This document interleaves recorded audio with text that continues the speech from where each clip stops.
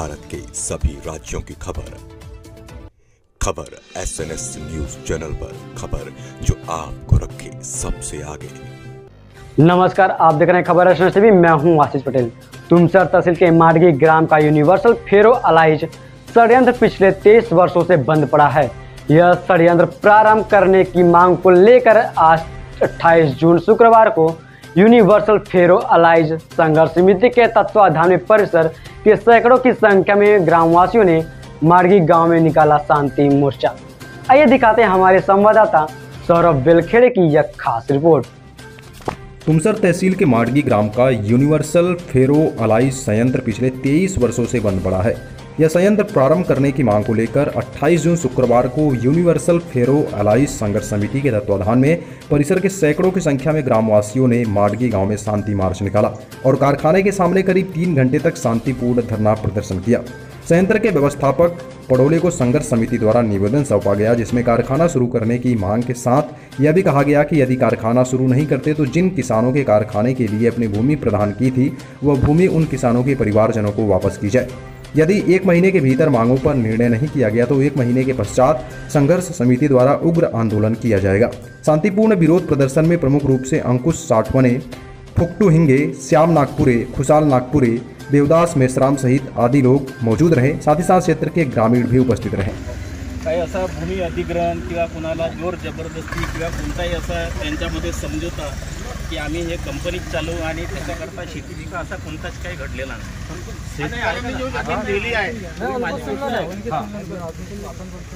Company ज्यावेळेस बनली ही company Khambata फेरोलाइज होती, जे खंबाटा म्हणून चालवत होते, बरोबर, त्यांच्या जवळून ही कंपनी घेतली नेत्रावाला साहेबांनी। डायरेक्ट शेतकऱ्याजवळून नाही घेतली, नाही, ते खंबाटा होते ते गेले झाले, बरोबर आहे। त्याच्यानंतर मग कंपनीचा विस्तार झाला आणि ज्या लोकांना हे जमिनी विकायचे ते स्वतः त्यांनी नाही विकली। आता इथे जमिनीचे मालक आहेत, ठीक आहे। ही कंपनी मालकांनी बंद नाही केली, ही कंपनी बंद केली गव्हर्नमेंटने। आता तुम्ही विचारा का बरं सांगा। हे आमचे हे मित्र आहेत फुकट भाऊ हिंगे, यांना विचारा, हे इथले एम्प्लॉय किंवा अजून काही लोक असतील इथले एम्प्लॉय, या कंपनीने इलेक्ट्रिसिटीचा म्हणजे नॅशनल थर्मल पॉवर स्टेशनचा आम्हाला सप्लाय होता NTPCचा, जे एक्सपोर्ट ओरिएंटेड युनिट होते। त्यावेळेस NKP साळवे इथले केंद्रीय मंत्री होते आणि गव्हर्नमेंट ऑफ इंडियाची एक स्कीम होती की एक्सपोर्टला बढ़ावा देण्याकरता त्यांनी एक्सपोर्टच्या लायसन वाटल्या होत्या। आम्हाला ती लायसन मिळाली होती आणि आम्हाला NTPCचा कन्सेशनल याचा पुरवठा होता आणि त्याच्यानुसार हे कंपनी चालली। कालांतराने काय झालं की कोणताही पूर्वसूचना न देता किंवा कोणताही आम्हाला काही नोटीस न देता NTPCचा बिलिंग बंद करून महाराष्ट्र गव्हर्नमेंटने आपली बिलिंग सुरू केली त्यांच्या रेटने। मग हा डिस्प्यूट झाला, हा डिस्प्यूट मग काही वाढत गेला।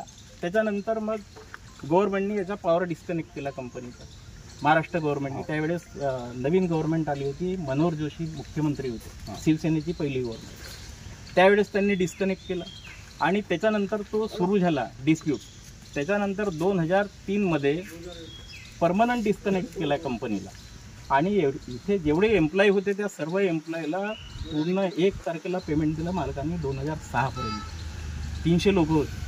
कधी त्यांनी म्हणजे असं हे नाही केलं की कंपनी बंद आहे, पगार नाही देणार। मालकांनी नेहमीच इथल्या लोकांकरता किंवा इथल्या एम्प्लॉय करता जो काही हिताचा होईल तो प्रयत्न केला। मी आज खूप खुश झालो असतो जर हा मोर्चा तुम्ही गव्हर्नमेंट ऑफिसवर नेला असता, मी स्वतः तुमच्यासोबत आता ऐका। त्याच्यानंतरही आम्ही प्रयत्न केला इलेक्ट्रिसिटीचं कनेक्शन मिळण्याकरता। आम्हाला इलेक्ट्रिकचं कनेक्शन नाही मिळालं। आता प्रयत्न आमचे आताही सुरू आहेत। यांना विचारा, यांच्या नावाने RTI लावला आम्ही, खोटी गोष्ट आहे सांगा? आता लावला किंवा लावला ऐका तुम्ही? त्या RTIचा रिप्लाय MSCBने बरोबर नाही दिला। अभय योजना आली, अभय योजनेमध्ये आमच्यावर जेवढा ड्यू होता पूर्ण ड्यू भरला आम्ही। सर, अभय योजनेअंतर्गत माफ झाले होते काहीतरी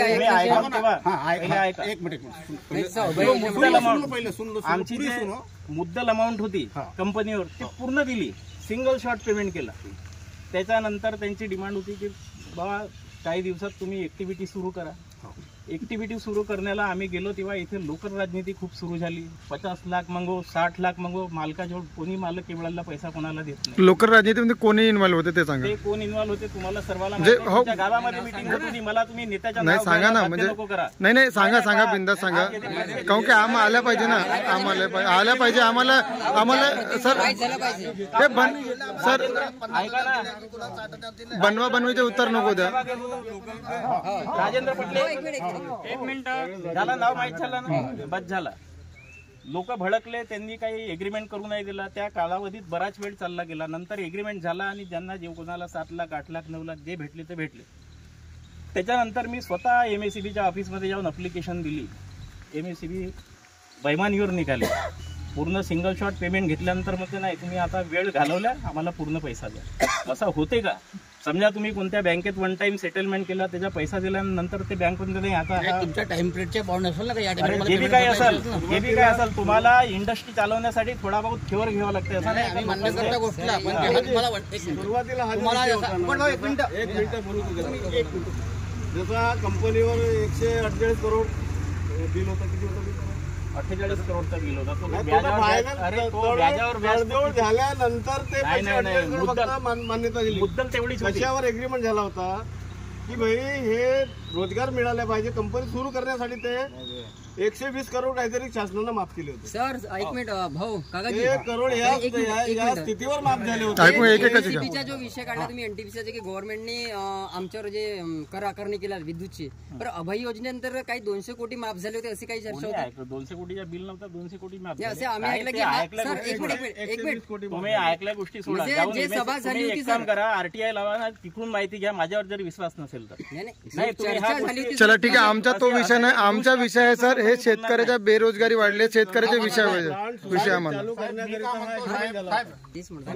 किती लोकांना पैसे देण्यात आले मनुष्याने पहिली बार. एक मिनट रुको सर, आपने जैसे बोले कि खम्बाटा से लिए, उस समय में खम्बाटा कंपनी किधर में थी और किसका एरिया मालक कौन था? नहीं, उसकी एरिया कितनी थी उस समय में? होंगी नहीं, मालक कौन था? आपने जो बोले, आपका मैं जवाब दे रहा हूँ.